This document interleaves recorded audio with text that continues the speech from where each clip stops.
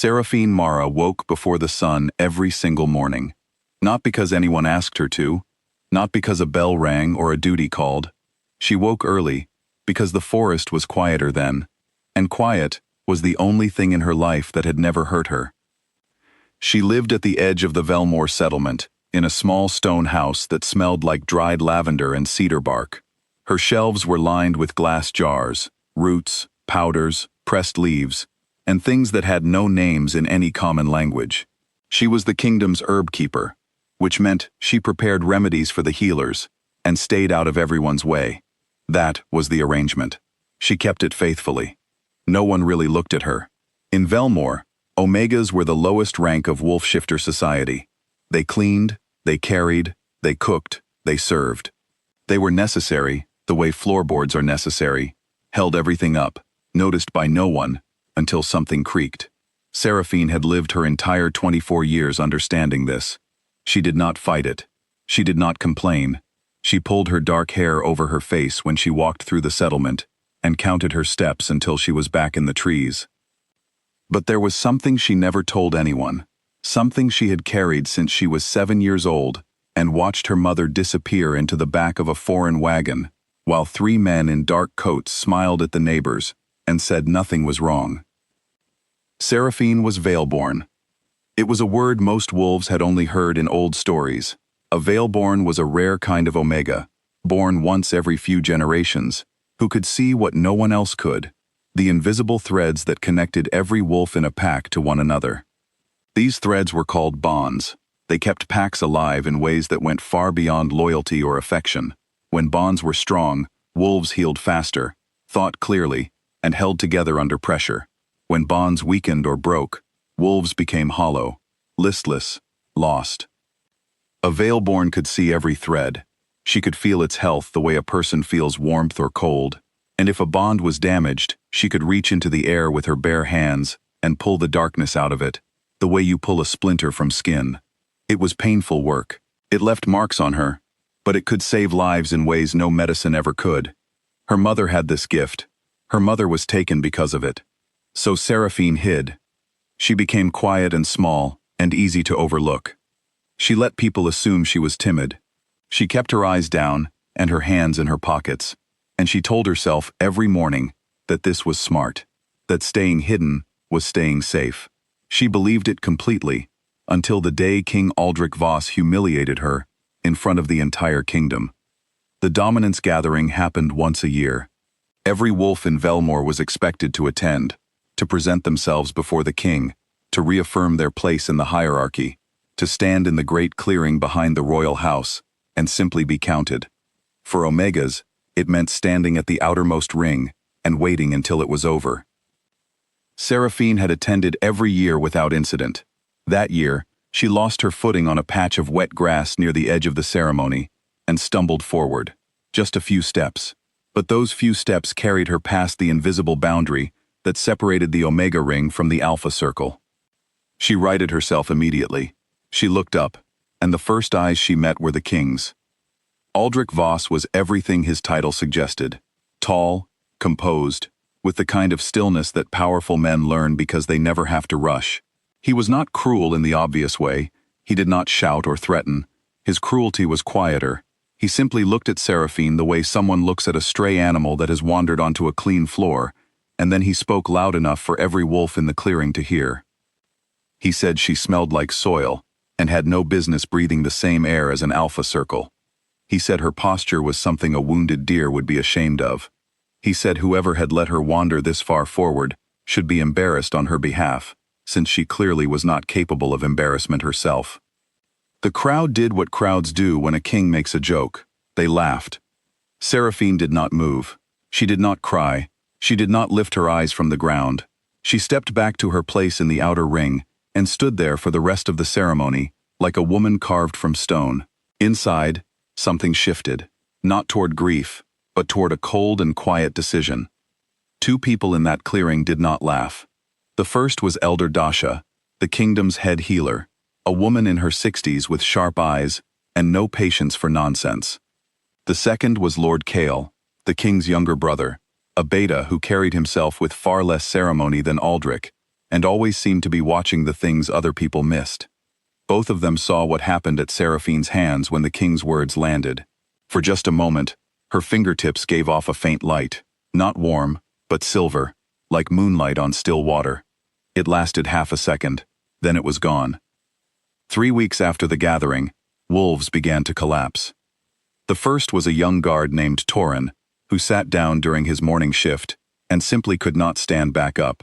He was not injured, he had no fever, he just sat there on the ground with empty eyes, and when they brought him inside and asked what was wrong, he said he felt like every reason he had to get up had been removed while he was sleeping. Within days, 4 more wolves showed the same signs, then 7, then 12. The healers were baffled. There was no physical cause they could find. No wound, no infection, no poison in the food or water. The shamans performed their rituals and came back with nothing. Aldrich's generals looked for an enemy and found no trail. The kingdom was being quietly hollowed out, and no one could explain how or why. Seraphine knew. She had seen it the morning after the gathering, black thread moving through the bond web above the settlement, like ink spreading through water. She had stood at her window in the early morning and watched it travel from wolf to wolf, slow and patient and deliberate. Someone had done this on purpose. Someone had seeded the kingdom's bonds with rot. Every morning she looked at it. Every morning she asked herself the same question. Does this kingdom deserve what only she could give? The king had mocked her. The crowd had laughed. No one had spoken up. No one had come to her door afterward to check whether she was all right. The wolves of Velmore had accepted her humiliation as entertainment and gone home for dinner.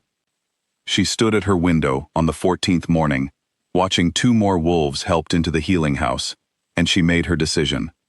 Cale found her before she could find him. He came to her door alone, without guards, without announcement. He knocked the way ordinary people knock, 3 times, then waited. When she opened the door, he looked at her directly and said he had seen what happened at her hands during the gathering. He told her what it looked like.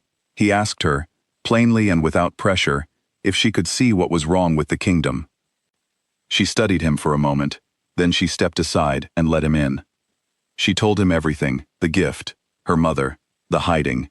She told him she had been watching the sickness spread since day 1 and had been deciding whether to act.